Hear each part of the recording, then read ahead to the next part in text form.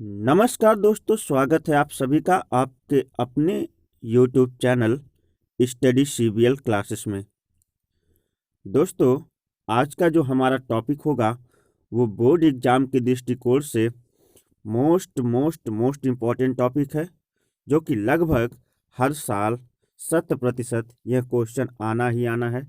ये बिल्कुल तय होता है, क्योंकि यह प्रश्न हर साल बोर्ड में देखा जाता है और आप भी जानते हैं कि इस प्रश्न की उपयोगिता कितनी है। यह प्रश्न है डार्विनवाद तथा लैमार्कवाद में अंतर। बहुत ही मोस्ट इम्पॉर्टेंट प्रश्न दोस्तों। तो आज मैं इसे बहुत ही आसान तरीके से समझाने का प्रयास कर देता हूं। जिन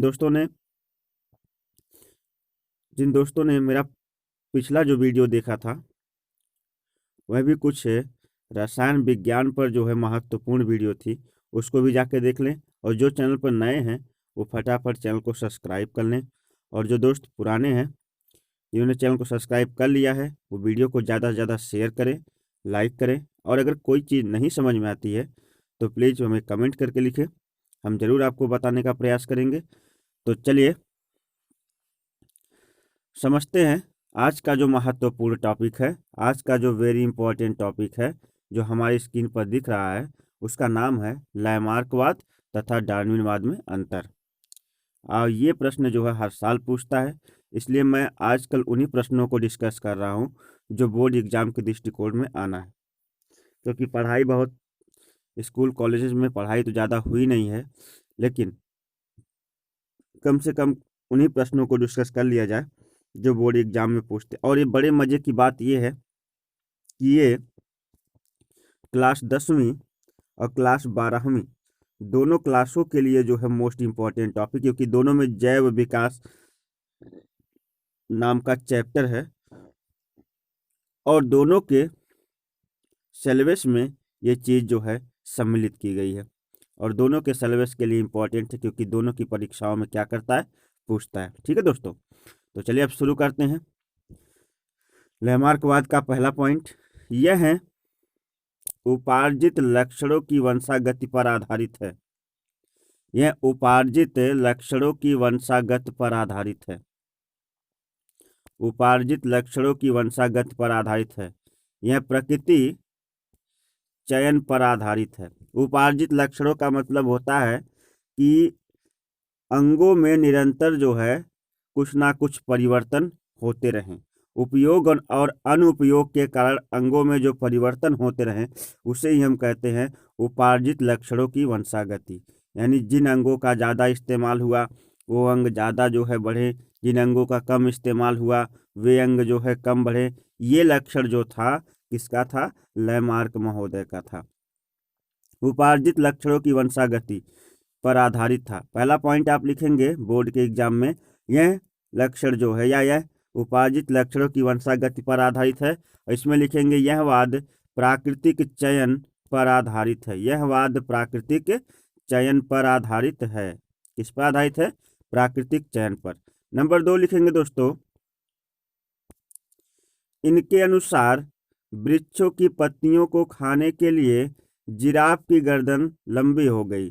कहा जाता है कि प्राचीन समय में एक ऐसा भी समय आया, सूखा इतनी चरम सीमा तक पड़ चुका था कि घास फूस और वृक्ष जो है सूखने लगे थे। जो छोटी जड़ वाले पौधे थे वो तो नीचे सूख गए थे, जो बड़ी जड़ वाले पौधे थे, बड़े बड़े वृक्ष वहीं पर बचे हुए थे। इसलिए जिराफ जब जो है भोजन की तलाश करने लगे, जब नीचे उन्हें घास फूस या छोटी झाड़ियां ना मिली, तो उसके बाद उन्होंने अपने पैरों को उठा करके जो है वृक्षों की पत्तियों को खाने का प्रयास किया। तो इसलिए कह रहे हैं कि इनके अनुसार वृक्षों की पत्तियों को खाने के लिए ही जिराफ की गर्दन लंबी हुई। जिराफ की गर्दन लंबी हुई। अब ये क्या कह रहे हैं कि जिराफ के पूर्वजों में लंबी गर्दन वाले तथा छोटी गर्दन वाले दोनों प्रकार के जिराफ थे। ये इन्होंने लैमार्क महोदय ने कहा था कि जिराफ भोजन की तलाश में या भोजन के लिए जो है अपने अगली टांगों को उचका करके जो है वृक्षों से पत्तियों को पाने का जब प्रयास करते थे तो इनकी गर्दन पर खिंचाव पड़ता था, है ना। लेकिन इन्होंने इसीलिए ये क्या हुए, लंबे हुए। कौन? जिराफ इसीलिए क्या हो गए, लंबे हो गए। लेकिन डार्विन महोदय ने क्या कहा, ऐसा कुछ नहीं है, गर्दन पे खिंचाव का यहाँ पे कोई संबंध नहीं है। जिराफ के पूर्वजों में लंबी तथा छोटी दोनों गर्दन वाले जिराफ क्या थे, सम्मिलित थे। जिराफ के पूर्वजों में लंबी तथा छोटी गर्दन वाले जिराफ क्या थे, पहले से ही क्या थे, सम्मिलित थे। ठीक है ना। ये जो है यहाँ पर ये डार्विन महोदय ने कहा था। अब लैमार्क महोदय फिर क्या कहते हैं? अपने समय के दोनों महत्वपूर्ण वैज्ञानिक हैं जिनमें बात विवाद चल रहा है, वही हमको लिखना है। डार्विन महोदय ने फिर कहा सॉरी लैमार्क महोदय ने फिर कहा कि गर्दन के लंबे होने के कारण गर्दन के लंबी होने के कारण लंबी गर्दन वाले जिराफ का विकास हुआ। यानी पेड़ों की पत्तियां पाने के लिए जब अपने गर्दन पर खिंचाव पड़ा तो जिनकी गर्दन जो है लंबी रही, वो जो है क्या कह रहे हैं कि गर्दन लंबी होने के कारण लंबी गर्दन वाले जिराफ का क्या हुआ, विकास हुआ। यानी जिन जिराफों की गर्दनें लंबी हो गई थी वही पीढ़ी दर पीढ़ी क्या हो पे उनका ही विकास हुआ। ठीक है ना। लेकिन यहाँ पे क्या कहा जा रहा है, यहाँ पे कहा जा रहा है कि लंबी गर्दन वाले जिराफ ही संघर्ष में जीवित रह सके। यानी इन्होंने कहा था कि छोटी गर्दन वाले और लंबी गर्दन वाले दोनों प्रकार के जिराफ थे, लेकिन जो लंबी गर्दन वाले जिराफ थे उन्हीं का विकास हुआ, छोटी गर्दन वाले जिराफ वंशागति की लड़ाई में क्या हो गए, मर गए। इन्होंने कहा नहीं, ऐसा कुछ नहीं है। पेड़ों से पत्तियों को पाने के लिए जब गर्दन जिराफ उठा कर जो है क्या कर रहे थे, गर्दन को उचका करके जब जो है पेड़ों से पत्तियों को पाने का प्रयास कर रहे थे, तो ऐसी स्थिति में हुआ क्या होगा कि उनकी गर्दन का जो खिंचाव हुआ होगा और पीढ़ी दर पीढ़ी जो उनकी गर्दन की लंबाई बढ़ती गई होगी, और जब लंबाई बढ़ती गई होगी तो लंबी गर्दन वाले जिराफ का क्या हुआ होगा, विकास हुआ होगा। लेकिन ये कहते हैं, डार्विन महोदय कहते हैं कि ऐसा कुछ नहीं है। छोटी गर्दन वाले जिराफ जीवन संघर्ष में क्या हो गए, मर गए। छोटी गर्दन वाले जिराफ जीवन संघर्ष में मर गए, और जिन जिराफों की गर्दनें जो हैं लंबी थी वे जिराफ क्या रहे, अधिक समय तक जीवित रहे। जिन जिराफों की गर्दनें अधिक लंबी थी वे क्या रहे, अधिक समय तक जीवित रहे। ठीक है दोस्तों। और आगे कह रहे हैं कि यह वाद अंगों के उपयोग तथा अनुपयोग पर आधारित है। अब बहुत शानदार बात इन्होंने कहा कि अंगों के उपयोग तथा अनुपयोग पर आधारित है का मतलब जिन अंगों का ज़्यादा उपयोग होता है वो आने वाली पीढ़ियों में अधिक विकसित होते हैं, और जिनका कम उपयोग होता है वो आने वाली पीढ़ियों में धीरे धीरे निष्क्रिय होते होते एक दिन विलुप्त हो जाते हैं। मतलब यानी वर्तमान में हम जिन अंगों का ज़्यादा उपयोग करते हैं उन्हीं की वंशागति होगी, जिनका उपयोग नहीं करते हैं पीढ़ी दर पीढ़ी वो जो है क्या हो जाएंगे, समाप्त जाएंगे। जैसे जिराफ ने अपनी गर्दन को ज़्यादा उचकाया, ज़्यादा खींचा, तो उनकी गर्दन आने वाली पीढ़ियों में लंबी थी। ठीक है ना। और यहाँ पर देखिए इन्होंने कहा कि यह गुणों की वंशागति पर आधारित है। मतलब इन्होंने कहा ऐसा कुछ नहीं है, मतलब उपयोग अनुपयोग जैसी कोई चीज़ नहीं है, यह केवल आनुवांशिकता, किस पर, आनुवांशिकता पर आधारित है। आनुवांशिकी दशाएं ही इस पर क्या करती हैं, अपना प्रभाव फैला पाती हैं। ठीक है दोस्तों। अब चलिए एक और टॉपिक है बड़ा शानदार सा जो बोर्ड के एग्जाम में आता है, समजात समवृंत। इस समवृंत को कभी कभी जो है, ध्यान सुनिएगा, इस समवृंत को कभी कभी हम लोग अपने बोर्ड के एग्जाम में समरूप के नाम, समरूप इसका सबसे फेमस नाम है समरूप, और समवृंत भी लिख देता है। दोनों चीज एक ही है, समरूप और समवृंत, और इसका समजात नाम ही है। समजात या समजातता करके प्रश्न आता है दोस्त, तो ये भी तो इम्पोर्टेंट है और बहुत ही ज़्यादा इम्पोर्टेंट है। तो मैं पहले आपको बता देता हूँ कि ये समजात क्या होता है, समरूप क्या होता है। पहले मैं लिख रहा हूँ यहाँ पे समजात, ध्यान सुनिएगा, समजात, और फिर मैं लिख रहा हूँ समरूप। कलर चेंज कर लिया जाए, चलिए कोई नहीं। समजात समरूप, ध्यान सुनिएगा। समजात में क्या है, वे अंग जिनकी बनावट समान है, क्या है, बनावट समान, लेकिन कार्य क्या है, कार्य भिन्न है, कार्य भिन्न। बनावट समान लेकिन कार्य भिन्न, ऐसे अंग जिनकी बनावट समान हो किंतु कार्य क्या हो, भिन्न हो, वे समजात अंग कहलाते हैं। समरूप में क्या कह रहा है, बनावट भिन्न है, बनावट कैसी है, भिन्न है, लेकिन कार्य क्या है, समान है, कार्य समान। यानी वे अंग जिनकी बनावट, ध्यान सुनिएगा, वे अंग जिनकी बनावट समान किंतु कार्य भिन्न भिन्न हो, ऐसे अंगों को क्या कहते हैं, समजात अंग। तथा वे अंग जिनकी बनावट भिन्न किंतु कार्य क्या हो, एक समान हो, ऐसे अंगों को क्या कहते हैं, समवृंत या समरूप अंग कहते हैं। ठीक है, यानी इसमें जैसे मैं आपको एग्जांपल के तौर पे बताऊं, इसमें मैं बता रहा हूं बनावट समान बता रहा हूं, बनावट समान, बनावट समान बता रहा हूं, और कार्य क्या कह रहा हूं, कार्य जो है इसमें भिन्न होता है। ठीक है दोस्तों, कार्य भिन्न, जैसे घोड़े के अग्रपाद, घोड़े के अग्रपाद, अग्रपाद मतलब अगले पैर की पाद की हड्डी, हड्डी, अग्रपाद की हड्डी कौन सी हड्डी है, जिसका नाम है आप लोग जानते हैं रेडियस और अल्ना हड्डी, और मनुष्य के हाथ की रेडियस और अल्ना हड्डी, घोड़े के अग्रपाद की रेडियस और अल्ना हड्डी और मनुष्य के हाथ की रेडियस अल्ना हड्डी, दोनों में अत्यधिक समानता, दोनों की बनावट समान है, लेकिन कार्य क्या है दोनों का, भिन्न भिन्न है। मनुष्य अपना कार्य हाथों से किसी चीज को पकड़ने का कार्य करता है, जबकि घोड़ा क्या करता है, उससे पैर की तरह इस्तेमाल करके दौड़ने का काम करता है। ठीक है ना दोस्तों।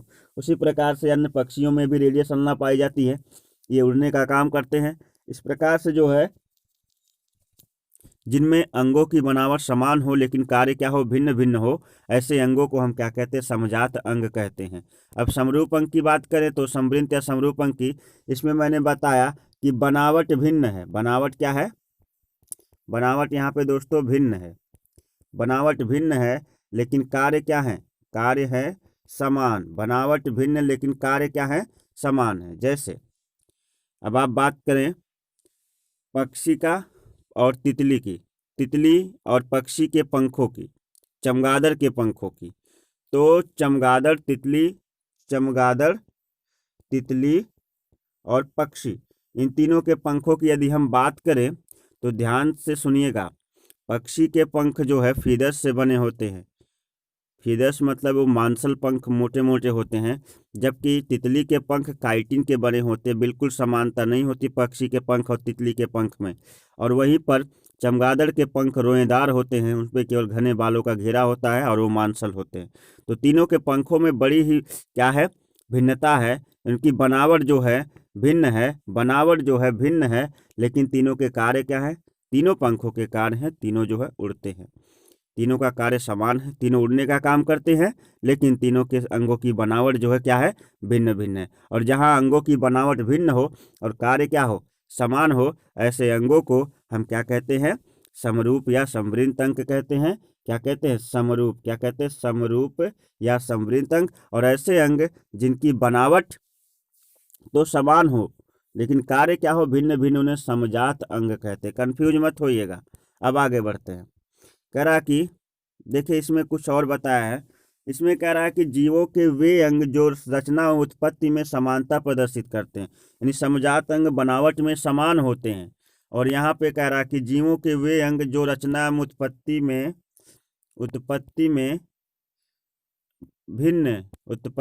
भिन्न होते हैं, लेकिन कार्य क्या, समान कार्य करते हैं। यानी रचना उत्पत्ति में भिन्न होते हैं, मतलब बनावट भिन्न होती है लेकिन कार्य क्या करते हैं, समान करते हैं। ठीक है दोस्तों। और अगला पॉइंट क्या कह रहा है इसमें, ध्यान से देखिएगा। कह रहा है कि ये संरचना इस बात को प्रमाणित करती हैं कि इनको आधारित करने वाले जीव विकास की दृष्टि से जुड़े हुए। मतलब होता है कि अंगों की जब संरचना जो है समान है, बनावट समान है, तो ऐसा लगता है कि एक जीव की उत्पत्ति किसी दूसरे जीव से हुई है। ठीक है दोस्त। और यहाँ पे कह रहा कि ये इस बात को प्रमाणित करती है कि इनको सम्मिलित किए जाने वाले जीव विकास की दृष्टि से अलग अलग होते हैं। मतलब इसमें बताया गया था कि जो इनके जो पंखों की बनावट थी पक्षियों के और चमगादड़ों के और तितलियों के, वो भिन्न भिन्न थी, इसलिए अलग अलग प्रकार के जीवों की व्याख्या करता है समृद्ध संरचना। ठीक है ना। और आगे कह रहा कि तीसरा पॉइंट, ये अंग बाहर से देखने अलग प्रकार के दिखाई देते हैं जबकि अंदर से कैसे होते हैं, एक समान। यहाँ पे कह रहा कि ये अंग बाहर से देखने पर समान प्रदर्शित होते हैं, जैसे सबके पंख ना, पक्षियों के पंख, तितलियों के पंख, चमगादड़ के पंख उड़ते समय समान दिखाई देते हैं। आगे कह रहा कि आंतरिक संरचना में इनमें समानता दर्शाती, जैसे मैं रेडियस और अल्ना हड्डी बताई, रेडियस और अल्ना हड्डी इनकी आंतरिक संरचना, घोड़े के आंतरिक हड्डी को देखेंगे तो उसमें क्या होगी, समानता दिखेगी। लेकिन यहाँ पे कह रहा कि, ध्यान सुनिएगा, लेकिन यहाँ पे कह रहा कि आंतरिक संरचना पूर्णतया भिन्न होती है। जैसे बाहर से समानता प्रदर्शित करते हैं, जैसे ये तो हो गया था, आंतरिक संरचना पूर्णतया भिन्न होती है लेकिन बाहर देखने पर क्या होते हैं, समान होते हैं। ठीक है ना। जैसे तितली, चमगादड़ और पक्षी के जो पंख होते हैं उनमें क्या होता है, उनमें आंतरिक रूप से बिल्कुल भिन्नता होती है, लेकिन बाहर से क्या होते हैं, समान से दिखाई देते हैं। ठीक है दोस्तों। और इसमें क्या है, कह रहा कि जैसे मेढक के अग्रपाद और मनुष्य के, चमगादड़ के पंख, घोड़े के अग्रपाद, इनकी जो रेडियस और अल्ना हड्डी होती है वो बिल्कुल क्या होती है, एक दूसरे के समान होती है, लेकिन दो सबके कार्य क्या होते हैं, अलग अलग होते हैं। ठीक है दोस्त। अब इसमें जो है, इसमें भी जो है अंगों में भिन्नता होती है, जैसे चमगादड़ के पंख हो गए, तितली के पंख हो गए, आदि के पंख हो गए, लेकिन ये उड़ने में क्या करते हैं, उड़ने में तीनों सहायक होते हैं। तो आज दो प्रकार के इंपॉर्टेंट पॉइंट को मैंने जो है डिस्कस कराया, तो उम्मीद करता हूँ अब आप स्क्रीनशॉट ले सकते हैं बड़े आराम से। आप इन टॉपिक्स का स्क्रीनशॉट ले लीजिए, मैं दूसरा टॉपिक भी आपको दे दे रहा हूँ, उसका भी स्क्रीनशॉट, इसका भी ले लीजिए दोस्त।